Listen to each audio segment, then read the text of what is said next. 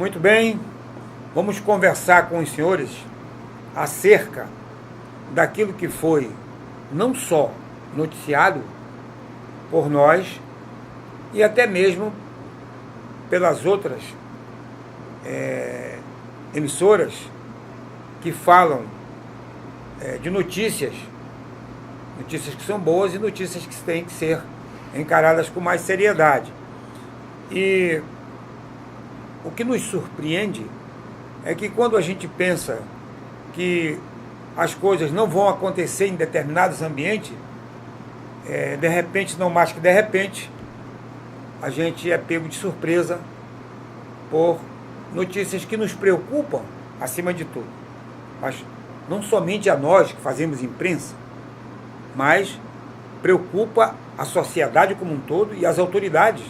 Elas precisam tomar conhecimento, investigar, apurar e passar limpo.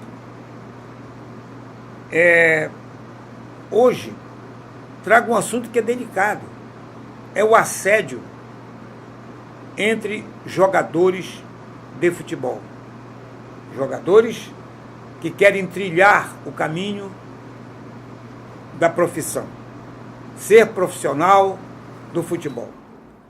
E, na verdade, o que temos é realmente preocupante. Primeiro, eu quero me ater a alguns teóricos, alguns monstros sagrados da psicologia, que é quem caminha pelas estradas do ser humano no seu pensamento. E Freud, Melanie Klein, Gustav Jung, foram profissionais que se preocuparam sobremaneira dessa questão comportamental do ser humano. Então, existe, nesta minha fala, duas coisas. Uma coisa é opção, outra coisa é disfunção.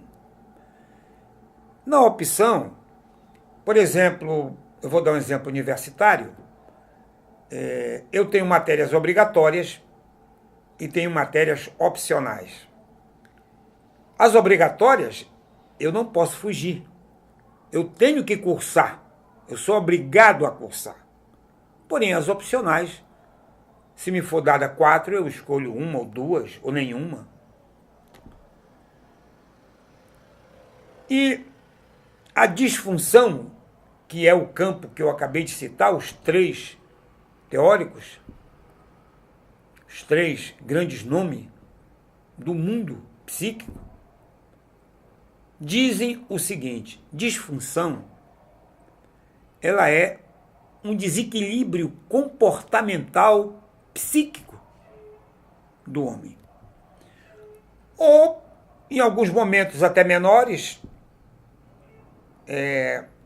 na sua constituição hereditária, ou no seu desenvolvimento enquanto ser humano. Ou seja, as fases do desenvolvimento.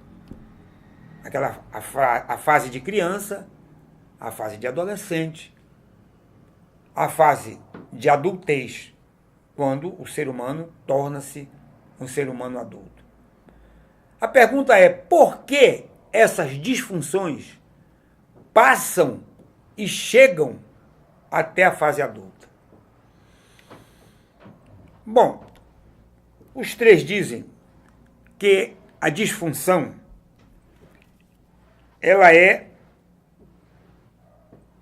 um movimento anômalo, ou seja, irregular, anormal. Então, cita-se aqui, para entrar realmente na discussão do assédio, algumas coisas e alguns comportamentos que são condenados pela sociedade humana. E o Freud e a Melanie Klein cuidou especificamente de crianças, do comportamento de crianças. Então, crianças que são maltratadas, crianças que são mal alimentadas, crianças que são amedrontadas, crianças que não têm uma alimentação correta, crianças que não têm o acompanhamento de pai e mãe, porque às vezes é só o pai, às vezes é só a mãe, às vezes nem pai nem mãe, é um avô, é um tio, que acaba acompanhando este desenvolvimento do ser humano. Então, por exemplo, vamos começar, por exemplo, com o fetichismo. O fetichismo, ele é uma disfunção que o cidadão, para ir ao orgasmo, ele tem que cheirar uma peça íntima de outro ser humano. Se for homem, da mulher, e se for mulher, do homem. Depois, nós temos o frotteurismo, que, aliás, o frotteurismo está muito em moda agora. Naquela época era muito difícil e condenável. Hoje ele está muito em moda. O que é? Os seres humanos que, após uma fricção, eles acabam ejaculando em cima de outras pessoas. E, geralmente, o sexo masculino tem feito isso agora, nos nossos dias.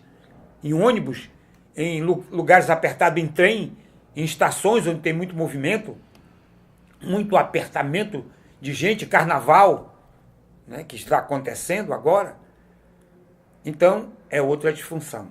Depois nós temos a pedofilia, que há bem pouco tempo, agora. Antigamente isso era um horror, mas agora, eu não vou dizer que é comum, porque eu não posso nem dizer isso, mas agora nós temos, aqui em Santarém, nós tivemos caso, há pouco tempo, não tem muito tempo, que tivemos caso de pedofilia, que é uma disfunção gravíssima, como diz o Freud. Quando um adulto, ele vai seduzir, ele vai atacar uma criança, que ainda não tem o seu desenvolvimento estruturado para esse tipo de situação. E depois temos o masoquismo, que é a violência que a mulher quer através do coito. Depois temos o sadismo, que é o contrário, é o homem que passa a ser o agressor no momento do sexo. Depois nós temos o voyeurismo, que é quando o cidadão ele entra em orgasmo olhando outro casal fazer.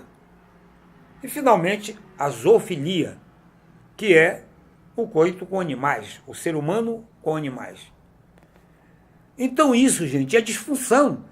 Eu jamais posso dizer, né, aqui que a zoofilia, né, que a pedofilia é uma opção. Eu vou dizer, a opção do fulano é ser pedófilo. Pelo amor de Deus, aí nós perdemos o senso. Então, esse assédio está acontecendo no futebol santareno. Eu espero, no mínimo, que o Ministério Público apure. Os pais estão aí para denunciar, porque houve casos concretos, né, em treinos, em massagem de atleta, quando a massagem não é mais para os músculos, é para outro tipo de situação. Então acho que a gente precisa ter cuidado, a gente precisa reparar rigorosamente esta situação. Volto a dizer, não podemos nunca, isso eu acho que nunca vai acontecer no mundo, por mais que a sociedade mude, que a sociedade entenda. Hoje se entende o homossexualismo normalmente, que antigamente, lá atrás, né, há milênio atrás era uma coisa terrível, né? Hoje se aceita, hoje não se discrimina, mas eu não posso, e acredito que a sociedade nunca vai entender a pedofilia como uma opção, e sim como uma disfunção. Porque eu não acredito que um ser humano adulto possa se aproveitar de uma criança de 2, 1 ano, 3 anos. Deus meu! Eu acho que o assédio ele tem que ser condenado na insistência, na importunez, quando o cidadão é importuno, se comporta de maneira incorreta, nos propósitos colocados e nas pretensões. Porque molestar é mal, é perverso e é maligno. Ontem nós tivemos a última partida deste primeiro turno, vamos dizer assim, porque é um turnão, mas tivemos a última partida aqui em Santarém, entre São Raimundo e Águia de Marabá. Olha, a torcida, lógico, se reclamou que não teve um público muito grande, mas achei até que o público foi de regular para bom. Porém, a torcida está ressabiada, porque vê um São Raimundo que não vinha conseguindo vencer nem dentro de casa. Aí é muito complicado. Então, ontem foi, como diz a turma da brincadeira, foi o lavar a alma, o enxaguar totalmente a alma do torcedor do São Raimundo e de seus atletas dentro de campo. Porque foi uma vitória que poderia ser muito mais vexatória para o Águia aqui.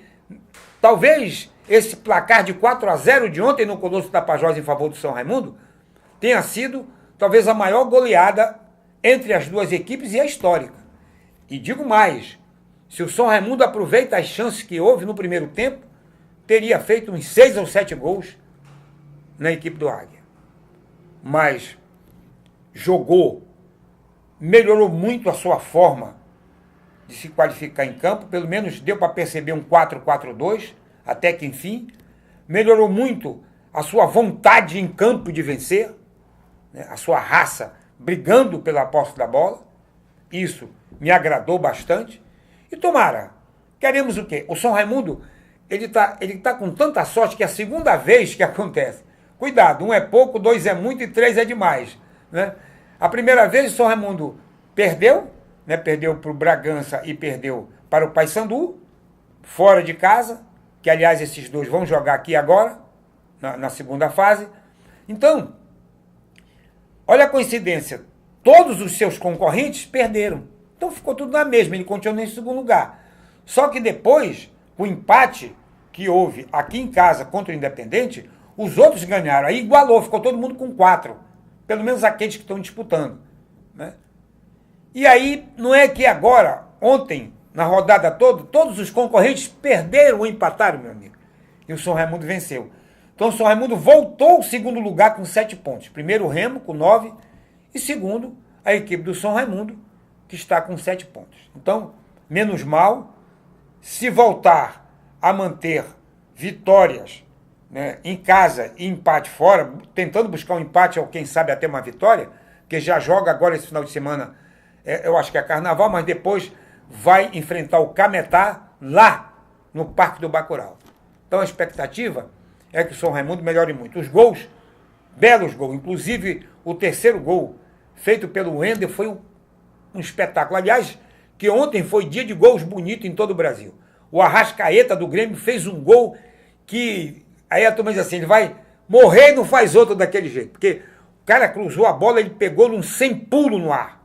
Esse é que a gente chama o gol, a agressão à bola, o bater na bola com categoria no ar. É o voleio, esse é o famoso voleio. Pega no ar a bola, num bate-pronto espetacular, fazendo um gol sensacional. Gol do Cruzeiro de Belo Horizonte. Então, o gol do Wendel também foi uma pintura. O São Raimundo fez uma triangulação, né, e ele teve a lucidez de dominar e jogar no ângulo do goleiro, um chute indefensável para um belo gol.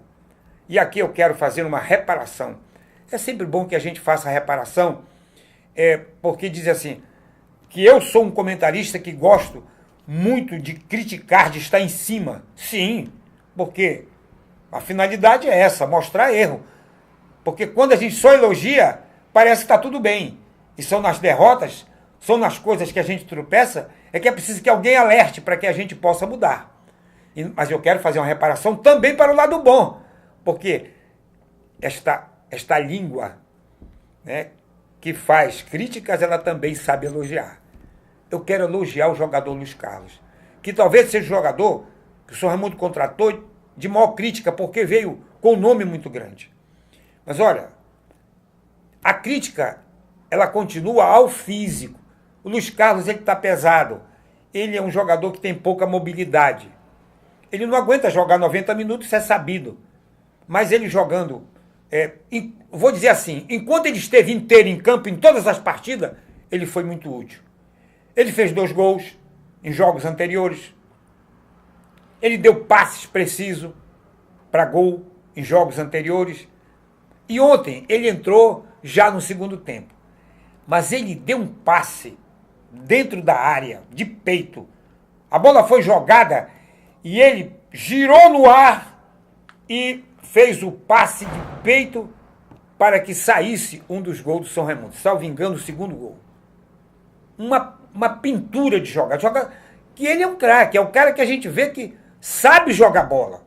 A condição física é que não deixa ele fazer. E é claro que eu não estou dizendo aqui que tem que matar o cara agora de física para ele melhorar. Não, isso é ele, o próprio, viu, Luiz Carlos? É um conselho aqui do seu velho, agora admirador pelas jogadas que eu sei e vejo que você faz porque sabe fazer. Né? Cuidar da saúde, cuidar do seu peso, não é quando você vai jogar. Faça isso agora com frequência, de manter o seu peso em forma, de cuidar da sua saúde, porque você ainda vive da sua saúde como um jogador. Por isso, parabéns por esse acompanhamento de jogo que você fez. Porque eu já vi centroavante chegar aqui se intitulando de muita fama e não fazer nada, nem um gol sequer. Né? Balotelli e outros novos, correndo. Esse Balotelli brigava como se fosse uma guerra. E nunca fez gol. Jogando, se não me engano, com a camisa do São Francisco. Porém, você que veio e houve, até hoje tem críticas, eu sei, né, ao seu desenvolvimento dentro do campo pela sua mobilidade, mas jamais pela sua inteligência quando a bola chega em você. Muitas das vezes a gente vê que você quer fazer o certo, o correto, porque tem categoria para isso, mas o corpo não ajuda. Que pena. Portanto, depende de você, só de você. Fica aqui este incentivo a você e ao São Raimundo para ter mais carinho, os torcedores com você. Porque você, não vou dizer que você é o craque de seleção brasileira, mas você é um craque que conhece o seu pedaço de chão que ocupa. Portanto, o São Raimundo está de parabéns pelo jogo que fez, vencendo o Águia por 4-0. Vamos aguardar, vamos torcer para que isso venha acontecer no resto da competição.